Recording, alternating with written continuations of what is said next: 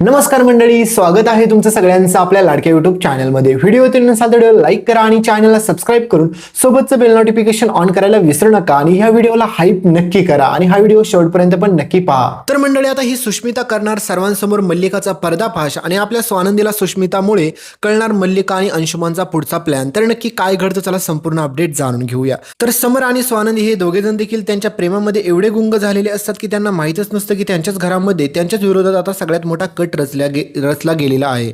म्हणजेच तुम्हाला माहित असेल की ही सुष्मिता आतापर्यंत खूप मूर्खासारखी वागली आणि इथून पुढे पण थोड्या दिवस वागताना तुम्हाला पाहायला भेटेल. पण आता सगळ्यात मोठा कानी ट्विस्ट येतो, कारण की मित्रांनो तुम्हाला माहितीच आहे की घराची सगळी जबाबदारी आता स्वानंदीच्या हातात असते. त्याच्यामुळे मल्लिकाला आता फक्त बदला घ्यायचा असतो. त्याच्यामुळे मल्लिका काही ना काही प्लॅन विचारच करत असते की मला असं काय करता येईल जेणेकरून मात्र मी त्या स्वानंदीचा असा चांगलाच प्रकारे माज उतरवेल आणि त्याच्यानंतर तिला मी तिची लायकी दाखवू शकते. पण मात्र या मल्लिकाकडे काही असा प्लॅनच नसतो की ती स्वानंदीसोबत असं काय करू शकते. तिच्याकडे सगळ्यात मोठा हुकमाचा एक का असतो, कारण की मल्लिकाला माहित असतं की स्वानंदी काही जरी झालं तरी बहिणीसाठी थोडा सॉफ्ट कॉर्नर तिच्या मनात आहेच. त्याच्यामुळे आपण सुष्मिताचा वापर करून स्वानंदीसाठी खूप सारी कट कारस्थाना अजूनही रचू शकतो.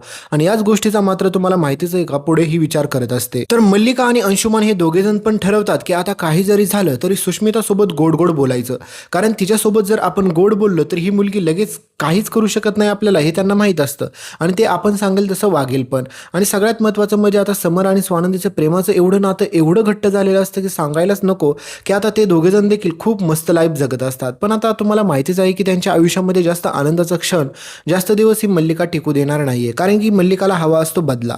आणि मल्लिका ठरवते की काही जरी झालं तरी मी तो बदला घेऊन राहीलच, कारण की त्या स्वानंदीने स्वतःहून माझ्या हातात त्या घराच्या सगळ्या काही जबाबदारी घेतलेली ती चाव्या असतात ना किजोरीच्या, त्या स्वतःहून स्वानंदी माझ्या हातात ठेवेल आणि माझे हात जोडून माफी पण मागेल. म्हणजेच ह्या मल्लिकाला वाटत असतं की ती काही करेल आणि त्याच्यामुळे स्वानंदी आपली तिच्या जाळ्यामध्ये फसेल. म्हणजे असं काही होणारच नाहीये. पण मित्रांनो, कहाणीत येतो सगळ्यात मोठा ट्विस्ट, कारण की आता समर आणि स्वानंदी हे दोघेजण जरी किती जरी बिझी असले तरी पण मात्र ही सुष्मिता ठरवते की आता मला बदला घ्यायलाच हवा. म्हणजेच तुम्हाला माहित असेल की ही मल्लिका कशा प्रकारे आपल्या सुष्मिताचे कान भरवत असते आणि तिला सांगत असते की काही जरी झालं तरी तू त्या सगळ्या गोष्टी विसरायच्या नाहीत आणि तू मात्र स्वानंदीचा बदलाच घ्यायचा, कारण की तू तिचा बदला घेणं खूप गरजेचं आहे. कारण की तुझ्या आईलाच फक्त तुझी काळजी आहे, नाही तर तुझ्या बाबांना पण तुझी काळजी नाही, हे आधीच मल्लिकाने आणि अंशुमानने आपल्या सुष्मिताच्या कानात सांगितलेलंच असतं. तुम्हाला चांगलंच माहीत आहे. आणि सुष्मिताचे बाबा बिचारे त्यांना वाटत असते की त्यांची मुलगी लहान आहे पण नक्कीच सुधारेल. पण तुम्हाला माहिती आहे की ही सुष्मिता कधीच सुधारणार नाहीये.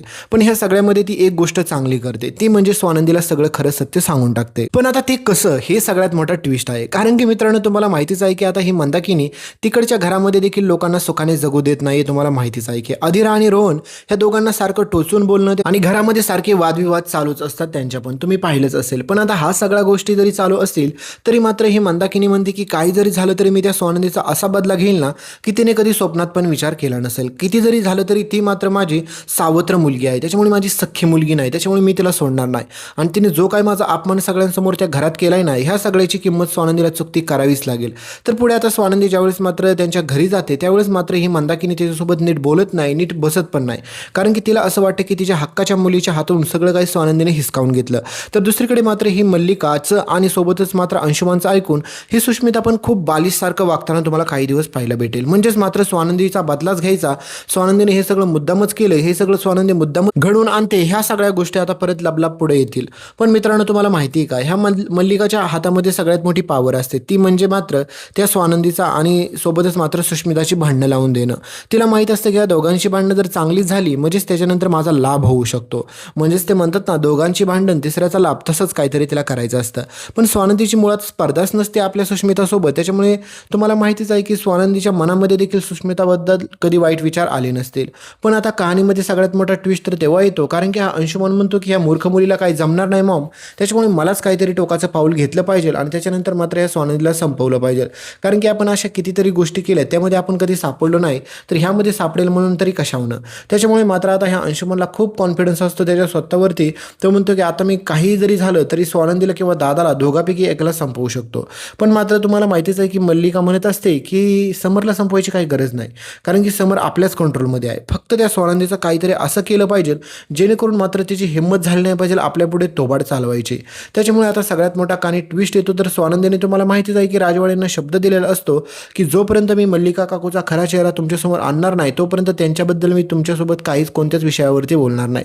तर पुढे मात्र ही सुष्मिता आता बदल्याच्या नादामध्ये आपल्या स्वानंदीसोबत परत चुकीच्या गोष्टी करायला जाते, परत सगळ्यात मोठ्या चुकीमध्ये सापडते आणि त्याच्यानंतर स्वानंदी ठरवते की आता हिचं खूप वेळा झालं, त्याच्यामुळे हिला अजिबात पण मी सोडणार नाही. काही जरी झालं तरी मात्र मी आता ह्या सुष्मिताला मी तिची लायकी दाखवेलच. म्हणजे स्वानंदीने पण ठरवलेलं असतं की काही जरी झालं तरी सुष्मिताला पण आता योग्य ती शिक्षा झाली पाहिजे, कारण की हिला जर आपण सारखं पाठीशी घालत राहिलो तर ही अजून काहीही करू शकते. तर पुढे आता राजवाड्यांच्या जीवाला धोका असतो, कारण की हा अंशुमन सगळ्यात मोठं टोकाचं पाऊल उचलून आता राजवाड्यांचा काटा काढायचं ठरवतो, कारण की त्याला माहिती असतं की स्वानंदीला आपण अशा प्रकारे चिरडून टाकू की तिने कधी स्वप्नात पण विचार केला नसेल. पण मित्रांनो, तुम्हाला माहितीच आहे की कावळ्याच्या शेपाने गाय मरत नाही, हे बोलतात ना, हे अगदी खरंच आहे. तर त्याच गोष्टीमुळे आपला हा अंशुमन समरच्या केसाला पण धक्का लावू शकणार नाहीये.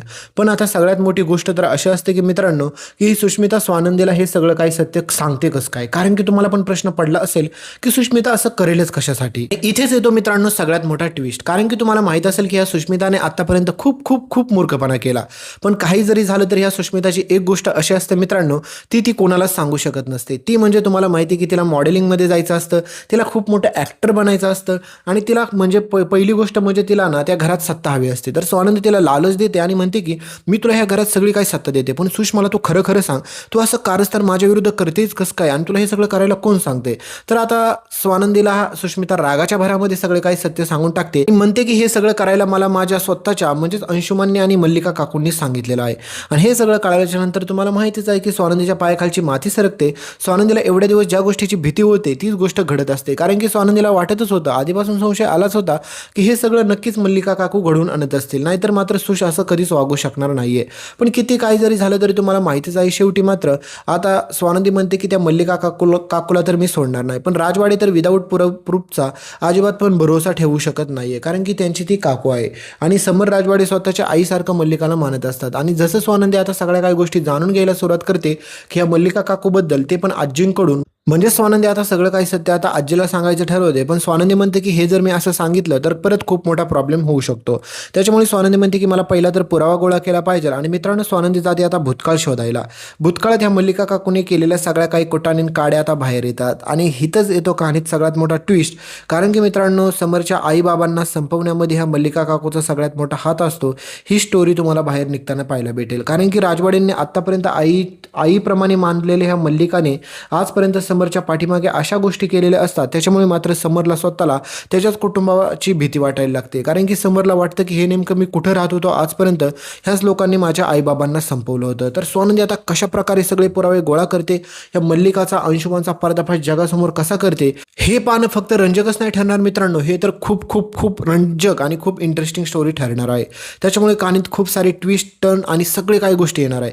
त्याच्यामुळे बघूया नेमकं काय घडतं, कशा प्रकारे आपली स्वानंदी यांना योग्य ती शिक्षा देते, ह्या सगळ्या गोष्टी आपल्याला पुढे बघायलाच भेटतील. त्याच्यामुळे इथपर्यंत व्हिडिओ पाहिला असेल तर व्हिडिओला लाईक करा, चॅनलला सबस्क्राईब करा मित्रांनो, सोबतचं बेल नोटिफिकेशन ऑन करा आणि व्हिडिओच्या शेवटचं सरप्राईज पाहिला तर अजिबात पण विसरू नका.